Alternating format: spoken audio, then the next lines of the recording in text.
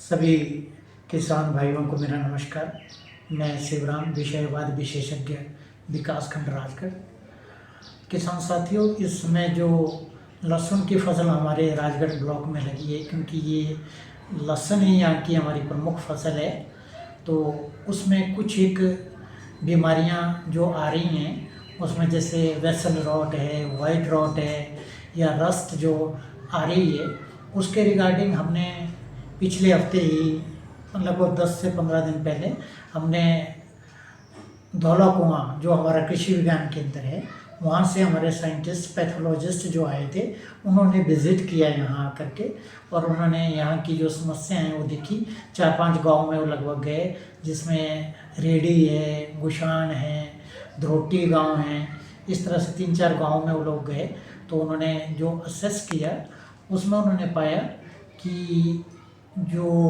वो कह रहे थे, जो उन्होंने एडवाइजरी हम लोगों को बताई है, उन्होंने दी है, तो उसी को मैं आपके मध्य भी रखना चाह रहा हूँ कि उनका कहना है कि जैसे आप जो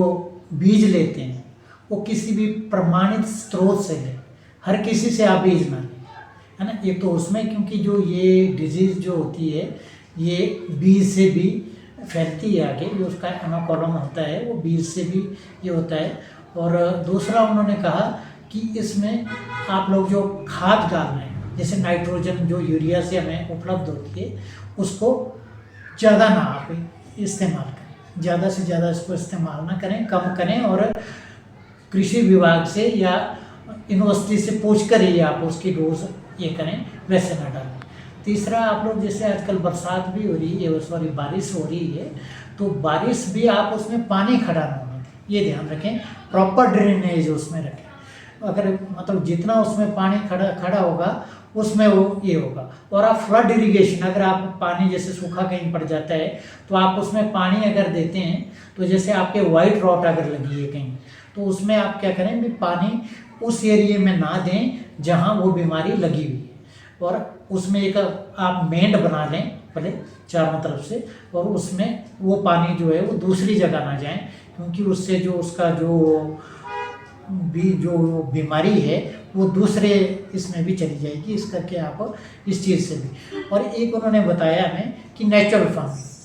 आप मतलब पेस्टिसाइड का मतलब केमिकल फर्टिलाइजर और पेस्टिसाइड को छोड़कर आप नेचुरल फार्मिंग की तरफ अगर जाएंगे, उनका कहना है कि जो उन्होंने असेस भी किया कि जहाँ भी नेचुरल फार्मिंग लगी है वहाँ ये वाइट रॉट लो, आप रस्ट लो, जो भी बीमारियाँ हैं वो बहुत कम है। तो इस करके मैं सभी से ये अनुरोध करना चाहूँगा कि आप नेचुरल फार्मिंग को ज़्यादा से ज़्यादा